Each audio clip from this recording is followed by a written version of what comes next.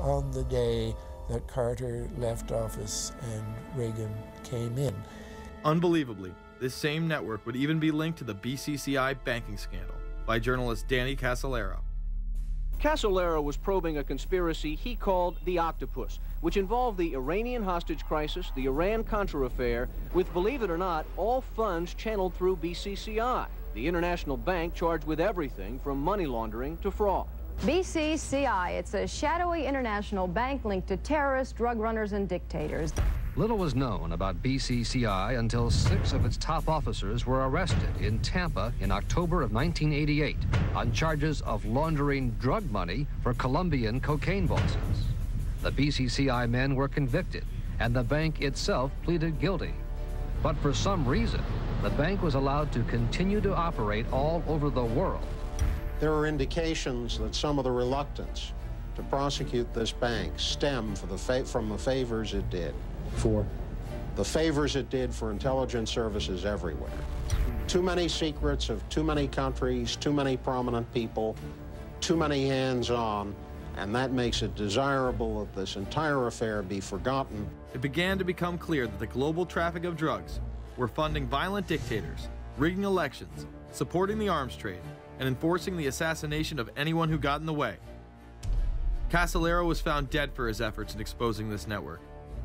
His death, of course, ruled a suicide. He was meeting a source in West Virginia. He was about to discover all. Instead, his body was discovered in a hotel room with 12 slashes in his wrist, but when the local authorities ruled it suicide, the family said, no way. The housekeeper had taken calls threatening his life. And I pick it up telephone, I say hello, and he say to me, you son of a bitch, you's dead.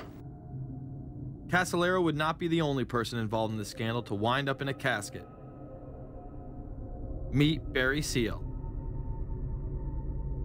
At first, the media portrayed Seal as a drug dealer gone good, who was assassinated by the Colombian mafia. Authorities believe last night's machine gun killing of top drug informant Barry Seal was ordered by drug bosses in Medellin, Colombia, who sent 5 men to Baton Rouge to kill Seal.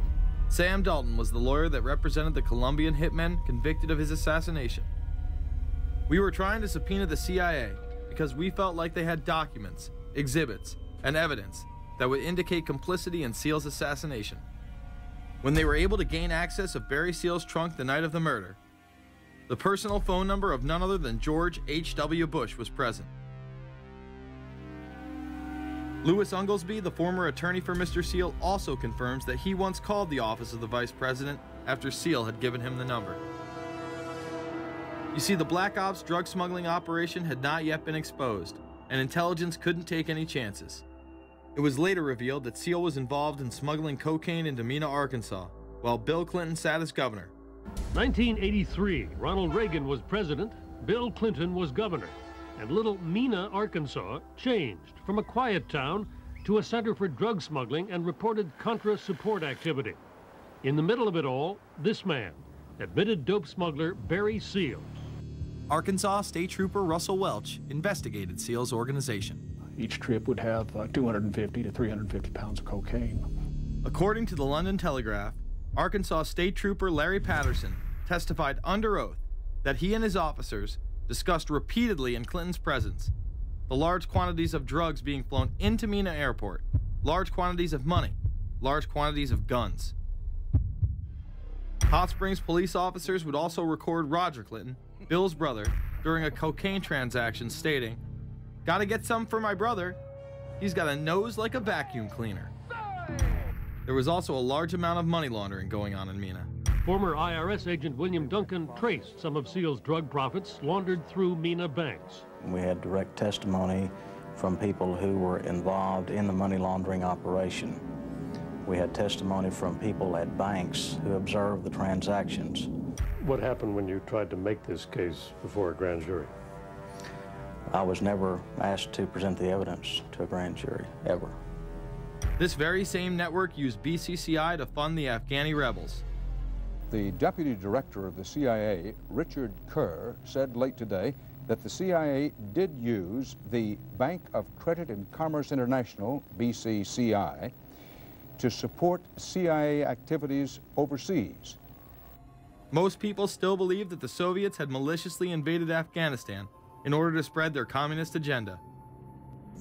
The Al-Qaeda was essentially a kind of a byproduct of Brzezinski's campaign to embarrass the Soviet Union in Afghanistan. They weren't in Afghanistan at that time. Brzezinski boasted later that he was responsible for drawing them into Afghanistan.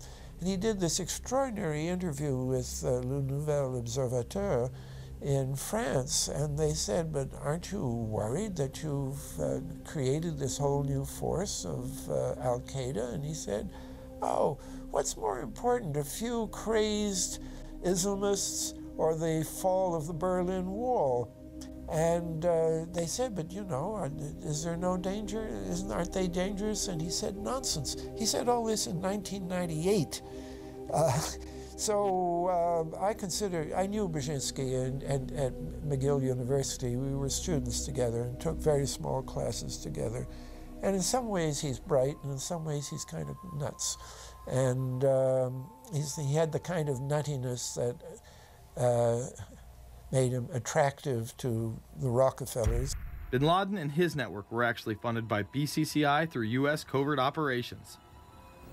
Well, the reason I bring it up, if you've ever heard any of our call-in shows, you know that we have people that think about the conspiracy theories of people like you. You would be a poster child for these people because you have served on the board of the Council on Foreign Relations. You helped start the Trilateral Commission, and you've been to the Bilderberger Group. Are people too close in this world, people in business, too close to the governments? Well, you know, there is such a thing as insidious influence. And the question is, how does it operate? Does it involve bribery? And does it involve some sort of psychological domination of individuals? I don't believe in this notion of some sort of secret societies controlling people.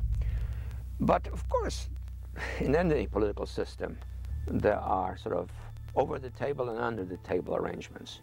Arrangements that involved ruthless, illegal, and immoral activities in order to dominate humanity. Despite all of the evidence that has just been presented, this network would fall down the memory hole, even though 14 convictions were made in the Iran-Contra scandal. The continued cover-up would be made possible by George H.W. Bush. These documents that came forward in the North trial clearly reveal the involvement of the Vice President to a greater degree, I think, than he has acknowledged heretofore. This, of course, did not stop him from pardoning those involved during the twilight of his presidency. Some new reverberations today to President Bush's Christmas Eve surprise, the pardoning of former Defense Secretary Caspar Weinberger and several others in connection with the Iran-Contra allegations. Well, now the special prosecutor says it's the president who needs to explain some things.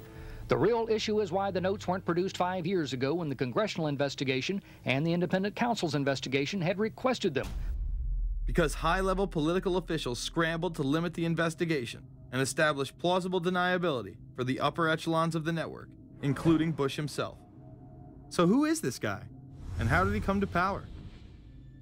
To understand that, we must first take a look at his father, Prescott. Prescott was born into privilege and became extremely influential in business, intelligence, and politics. He helped establish the CIA out of the Army's Office of Strategic Services with the Dulles brothers, and served as a senator in the state of Connecticut. However, during his time serving as one of the directors of Union Banking Corporation, he was doing business with Nazis. The Bushes have been sort of at the heart of the military-industrial complex since its very beginning, and that Prescott was involved in a firm that actually fronted for Nazi firms in America. In fact, Union Banking and its subsidiaries were seized by the United States government in October of 1942 under the Trading with the Enemy Act. After the war, the assets were returned, a few fines were paid, and it was swept under the rug of forgotten history. These Nazi ties should not be all that shocking, seeing as it has been declassified that the Office of Strategic Services recruited Nazis into its ranks through Project Paperclip in August of 1945. George Bush seemed to follow in his father's footsteps, using Prescott's business connections to move to Texas and get into the oil.